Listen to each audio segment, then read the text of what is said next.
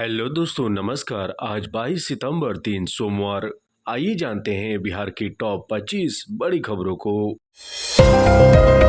बिहार विधानसभा चुनाव से पहले मुख्यमंत्री नीतीश कुमार ने एक और बड़ा ऐलान किया है, जिसके तहत बिहार महादलित विकास मिशन के अंतर्गत काम करने वाले प्रत्येक विकास मित्र को टैबलेट खरीदने के लिए एक मुश्त 25,000 रुपए दी जाएगी, ताकि उन्हें अलग अलग कल्याणकारी योजनाओं के डेटा कलेक्शन और अन्य कामकाज में सुविधा हो सके। इसके अलावा विकास मित्रों का परिवहन भत्ता भी 1,900 रुपए से बढ़ाकर 2,500 रुपए कर दिया गया है। बिहार विधानसभा चुनाव से पहले बिहार सरकार ने वकीलों को भी बड़ी सौगात दी है और इसके तहत अब बिहार में वकीलों को 5,000 रुपए का स्टाइपेंड दिया जाएगा। दरअसल राज्य के उप मुख्यमंत्री सम्राट चौधरी ने कहा है कि एनडीए सरकार 1 जनवरी 2024 से नामांकित सभी नए अधिवक्ताओं को 3 वर्षों तक प्रतिमाह 5,000 रुपए स्टाइपेंड दिए जाने वाले प्रस्ताव को स्वीकृति प्रदान की है।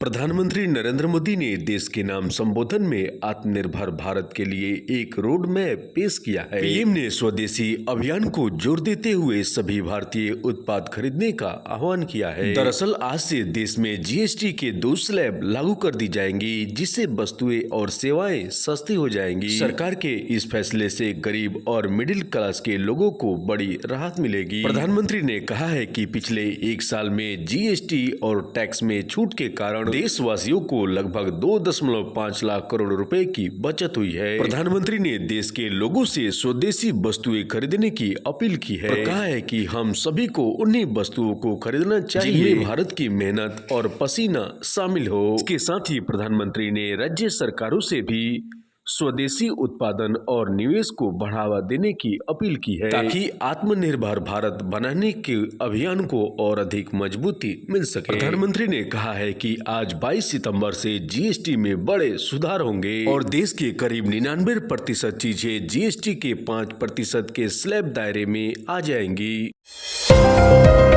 केंद्र सरकार ने मखाना बोर्ड के गठन को लेकर अधिसूचना जारी कर दी है। बिहार, जो कि देश के करीब 85% मखाना का उत्पादन करता है, सरकार के इस फैसले के बाद बिहार के करीब 5 लाख मखाना किसानों को लाभ मिलेगा। इसके अलावा बोर्ड के गठन से मखाना प्रोसेसिंग और व्यापार को भी बढ़ावा मिलेगा। बिहार सरकार के प्रयासों से पिछले 12 वर्षों में मखाना उत्पादन और उत्पादकता में बढ़ोतरी हुई है। मखाना बोर्ड के गठन से किसानों की आय में बढ़ोतरी के साथ साथ उनके कारोबार और रोजगार के भी नए अवसर खुलेंगे। बिहार सरकार भी मखाना विकास योजना के जरिए राज्य में मखाना की खेती को बढ़ावा दे रही है और इस योजना के तहत बिहार के 10 जिलों में मखाना की खेती का विस्तार किया गया है। राज्य के करीब 10 जिले जैसे दरभंगा, मधुबनी, कटिहार, अररिया, पूर्णिया, किशनगंज, सुपौल, मधेपुरा, सहरसा और खगड़िया में मुख्य रूप से मखाना का उत्पादन होता है।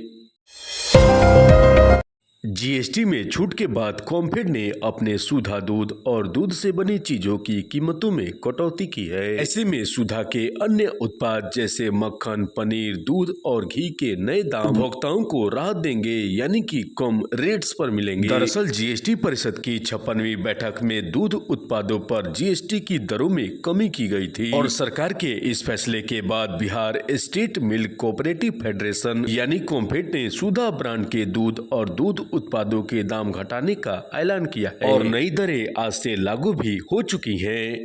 अब उपभोक्ताओं को इनका सीधा लाभ मिल सकेगा। सुधा के टेट्रा पैक टोन्ड मिल्क का 1 लीटर अब 73 रुपए यानी कि 73 रुपीज में मिलेगा। इसके अलावा 200 ml का स्पेशल पाउच का घी अब 143 रुपए में मिलेगा।